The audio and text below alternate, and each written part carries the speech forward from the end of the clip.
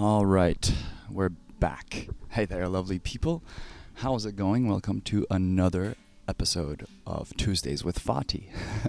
We're here at the lovely Pink River, which is a 658-kilometer river that starts from Qingdao, which was the place that I visited in my absence. Glad to be back after having taking a 3-week break.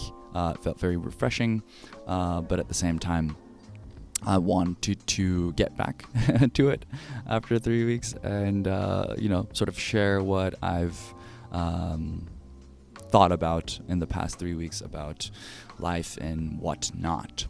So this video will be kind of a public reflection, and I want to talk about 3 levels of learning from mistakes that I try to live by in my life, and hopefully something will resonate with you and you can take away whatever's useful.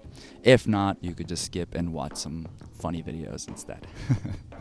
All right, so like I mentioned, the reason of my absence for the past 3 weeks was because I was at running some visa errands, as a foreigner does in Thailand. It's a very popular thing to do. Well, that's a necessary thing to do. But a quick little tidbit, quick little side note for someone listening to in Turkey, if they are thinking about coming to Thailand and they're concerned about the visa issues, it's very, very simple and straightforward and easy. I'll try to walk you through what I went through. If you're on the visa exemption list and are listening from other parts of the world, chances are this might be the same for you. Can't speak on behalf of everybody. As always, do your own research, take nobody's word for it. But in my experience, I managed to stay in Thailand for the past 9 months legally. It's quite straightforward. If you're on the visa exemption list, you get a free 30-day as soon as you arrive at the airport. After those 30 days, you can go to the immigration office and extend that for another 30 days. Once that's up, you must leave the country to a neighboring country. People do Laos, Cambodia, Malaysia, and they apply for a tourist visa. So now these visas only last for 2 months, but they also allow you to extend that at the immigration office, just like the visa exemption, for another month. So you get a 5-month chunk of time right there. So after that's finished, you still have to leave the country, which I did. I only went to Laos, and then came back the same day. I didn't travel in Laos that much, but you're allowed to bounce from borders twice in a year, and after that you kind of need to do a proper visa, which I'm in the process of doing actually. So that's how you stay 3/4 of the year in Thailand if you're interested in doing so. So now let's talk about the levels of learning from mistakes or success. So talking about my experience, thinking about my experience of the border run, the last time I did it wasn't that enjoyable. So I learned from my mistake, which was to rent a really small motorbike and do a trip directly to Laos without really stopping anything but gas, and then getting there and then doing the in a rush. Like I was just rushed. I did it in a really rushed way. I drove for 6 hours. I got to the border. I finished my documents and stuff, and then I rode back to town, to Chiang Mai, for another 6 hours.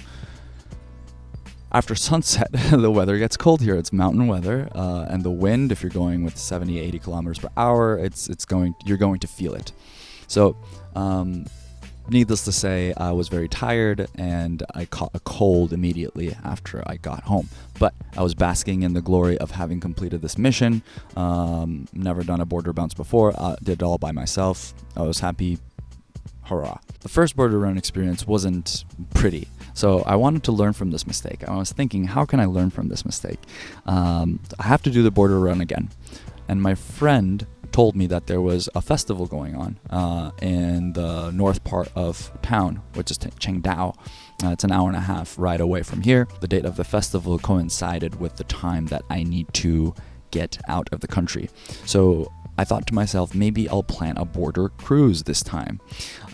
So it was the perfect opportunity.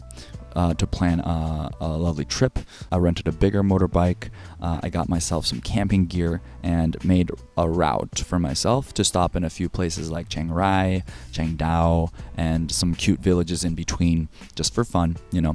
And I got to see a beautiful, magnificent sunset by the Doi Mai Salong, which was fantastic. Basically, the last trip I took in 10 hours took 10 days this time, and it allowed me to soak in my surroundings. I was really with everything that's around me. I got to experience the granularity of the cultures in northern Thailand, how they kind of mesh together with the Chinese and Laotian and everyone else. So the border bounds experience that I had before, the freezing memory, was replaced by something that's very nice and remarkable. Seeing more of the countryside once again made me realize how fast the city life is.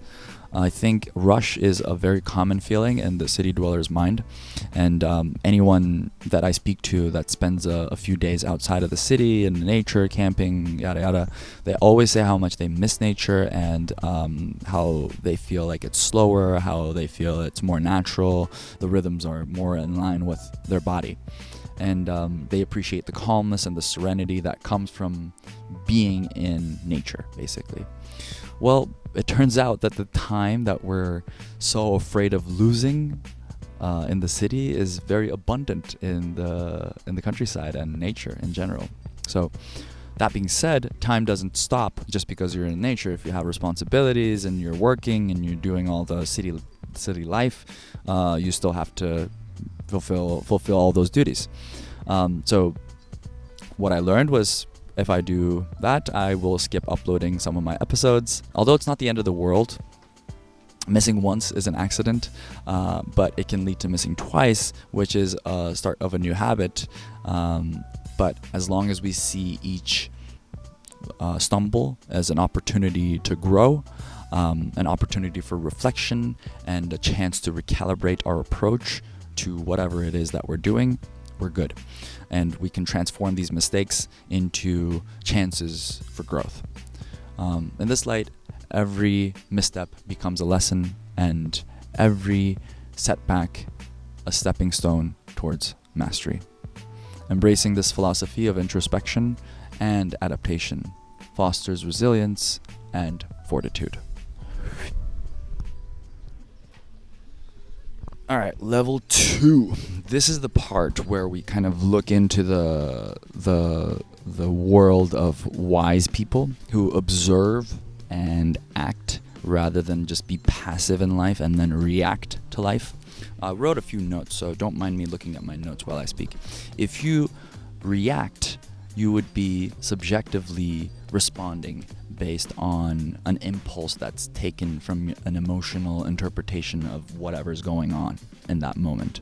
But if you act, then your response could be more based on objectivity. You kind of remove your emotions and your ideas and self from that whatever's going on, and then you act rather than just emotionally react to things that happen to us in life. A quote from Socrates: "Improve yourself through others' writings, thus attaining more easily what they acquired through great difficulty."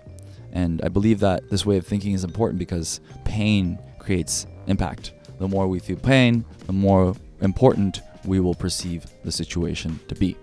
And ideally, the level of pain we feel is less if we observe other people and how they behave in challenging situations, right? After the observation, we can make conclusions based on the results they achieved or did not achieve. And we can tell ourselves, I wouldn't make that mistake, or I'll be smarter than that and behave differently in this situation. In history, this is how scientific discovery has been made, right? By using this method of thinking. Also, it's easy when we think about, I don't need to try heroin like my friend Y to learn that it will slowly destroy my body and eventually kill me, leaving the friends and family around me in agony and in depression, right? So these are easier when it's some solid examples like this, but realistically, I don't know. We don't know for sure, you know? The only way to learn from a situation, an obstacle or a problem we're facing is to deal with it on our own. And that will require us to experience a certain level of pain or discomfort. It's not like a simple equation like the examples that I mentioned. There's more to it.